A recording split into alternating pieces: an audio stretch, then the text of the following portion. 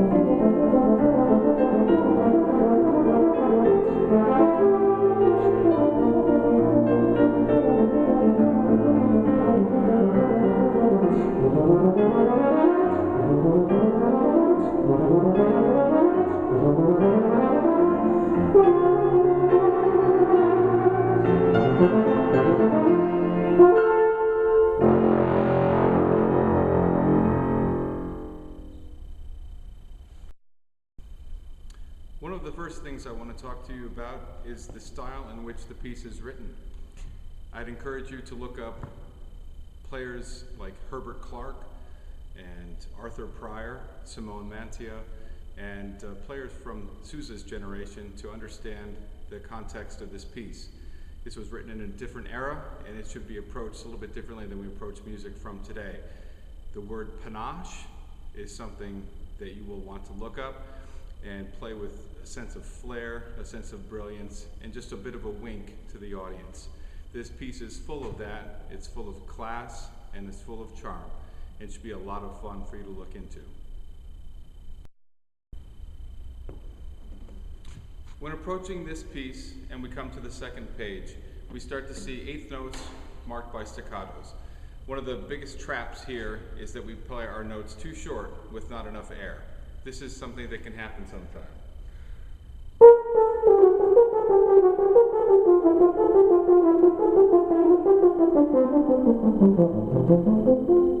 That's not the kind of sound that we want. We want there to be a lot of airstream. We want the air to be supporting the phrase. We don't want to have pizzicato notes. We don't want to have too much tongue in the notes. Some way that you can practice this is maybe by slurring, just to get the airstream going.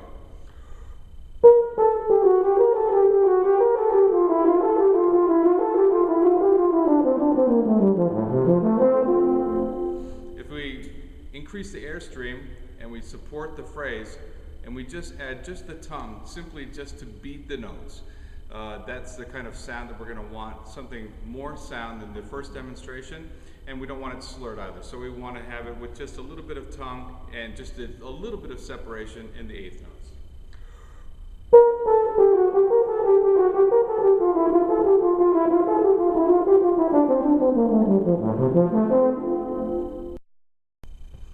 The third page presents probably the most difficult portion of the piece, and it's always breath management. How do we take a breath? Where do we fit in a breath? Do we take a breath? And all the while trying to maintain the most positive, most beautiful sound we can. And again, when we use more airstream, it's going to require more air. So the need for a good breath at the start is very, very important. Tempo must be negotiated, and you must not play faster than you're possibly capable of. And if you do take a breath, then you need to make sure that that's well negotiated in your practice. Here's a demonstration of how I would approach that. For me, I do not take a breath, except for in the first time ending. If you do take a breath, I'll give you a demonstration of where I would suggest to do that.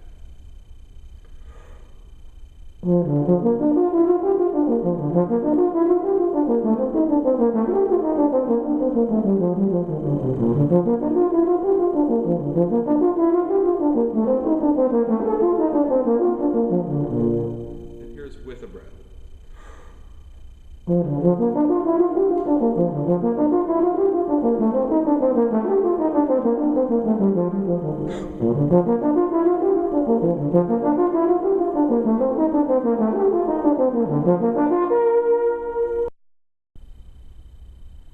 One of the most important commodities in any performance is sound. We want our sound always to be the most beautiful that we can possibly make. And in this piece, the sound is vital, especially when we come to the theme. It starts with a lovely introduction and a cadenza. Be careful not to go too fast, and remember the style in which the piece was written. Always pay close attention to your sound, and especially when we come to this beautiful theme.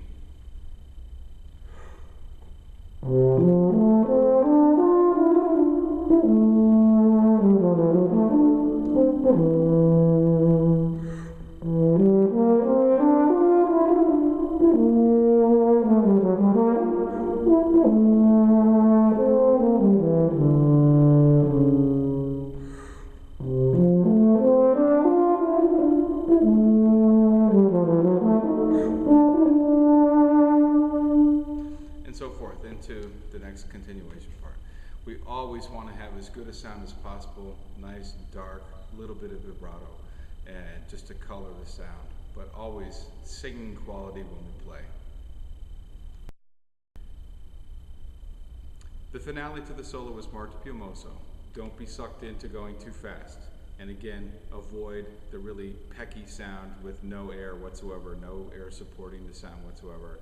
We want to have a gradual piumoso and one that builds to a really fulfilling ending. Good luck as you prepare this solo.